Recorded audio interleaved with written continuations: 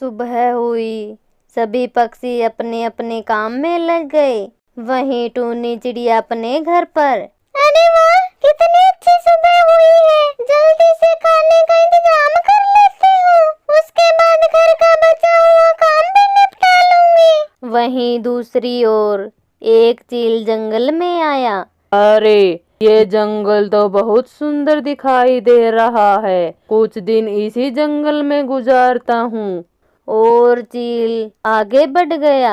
वहीं चमेली अपने घर में। आज तो कितनी देर हो गई है, जल्दी से कुछ खाने के लिए बना लेती हूँ, उसके बाद मेरी सहेली टूनी के पास जाकर आती हूँ। कितने दिन हो गए हैं टूनी से मिले हुए, पता नहीं वह आजकल क्या करती रहती है, जो उसके पास मुझसे मिलने का भी समय नहीं है। चलो अब जल्दी से कुछ बना लेती हूँ। और चमेली अपने लिए खाना बनाने लगती है। तभी जंगल में घूम रहा चील चमेली के घर के पास पहुंचा। अरे, ये घर किसका है? इस घर में से तो खाने की खुशबू आ रही है, लगता है कोई घर के अंदर खाना बना रहा है। वैसे भी मुझे भूख लग रही है, अभी इस घर के अंदर जाता हूँ और देखता हूँ कि कौन खाना बना रहा है। चील घर के अंदर गया।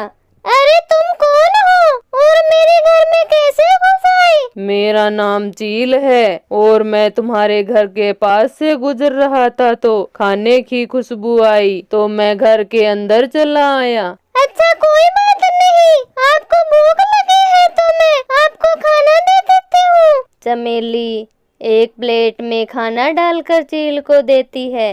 अरे, इस एक प्लेट से क्या होगा? मुझे तो ये सारा खाना चाहिए। लेकिन सारा खाना तुम्हें देकर मैं क्या खाऊंगी? वो सब मैं नहीं जानता, चलो मुझे तुम्हारा सारा खाना दो। नहीं, मैं आपको खाना नहीं दूंगी, आप मेरे घर से चले जाइए। अच्छा, मुझसे जुबान लड़ाती हो, शायद तुम मेरे बारे में नहीं जानती हो, तुम्हें मैं अभी सबक सिखाता हूँ। चील चमेली पर हमला कर देता है और उसका सारा खाना खाकर वहां से चला जाता है। इस तरह चील पक्षियों के घर में घुसता और उनका सारा खाना खा जाता। अगले दिन टूनी अपने घर में। मुझे तो जोरों से भूख लगी है, जल्दी से खाना बना लेती हूँ, लेकिन आज खाने में क्या बनाऊँ? ऐसा करती हूँ, आज तो मैगी ही बना लेती हूँ और खूब मजे से खाऊंगी। टूनी मैगी बनाने लगती है। तभी वहाँ चील टूनी के घर के पास पहुँच जाता है। अरे वाह, खाने की खुशबू आ रही है, लगता है कोई इस घर में मैगी बना रहा है। इसकी खुशबू से तो मेरे मुंह में पानी आने लगा है, जल्दी से इस घर में घुसकर मैगी खा लेता हूँ। चील टूनी के घर में गया। ओ, आप कौन हैं? आपको तो इस जंगल में पहली बार देखा है। मेरा नाम चील है और मैं दूसरे जंगल से आया हूँ। तुम जो मैगी बना रही हो वो सारी की सारी मुझे दे दो।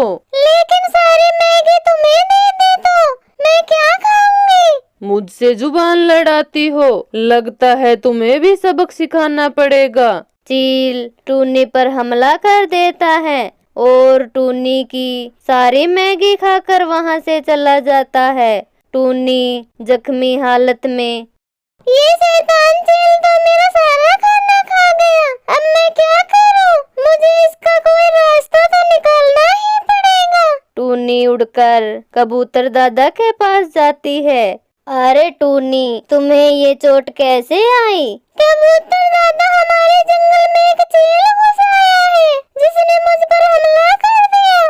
तभी वहाँ चमेली भी आ जाती है। अरे चमेली, तुम्हें किसने जख्मी किया?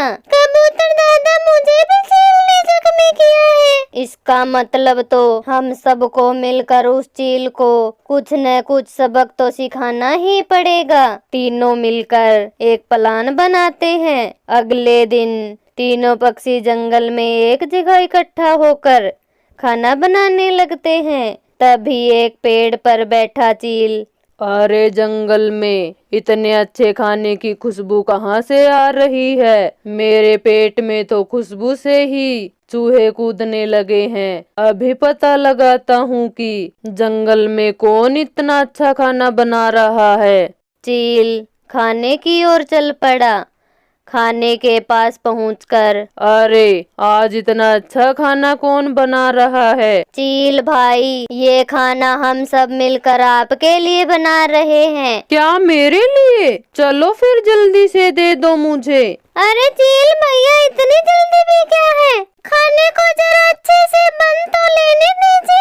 हाँ हाँ, कोई बात नहीं है, जल्दी करके बना दो। चील उनसे बातें कर ही रहा था कि तभी चुपके से टूनी उस खाने में ढेर सारी मिर्च मिला देती है। कबूतर चील को खाना देता है। ये लीजिए चील भाई, जल्दी से खाना खा लीजिए। चील जैसे ही खाना खाता है, मिर्च के कारण उसका मुंह जलने लगता है और वह चिल्लाते हुए वहां से भाग जाता है। आज तो चील को अच्छा सबक सिखाया है। अब वह किसी और का खाना छीनने की कोशिश नहीं करेगा। तीनों पक्षी अपने अपने घर चले गए।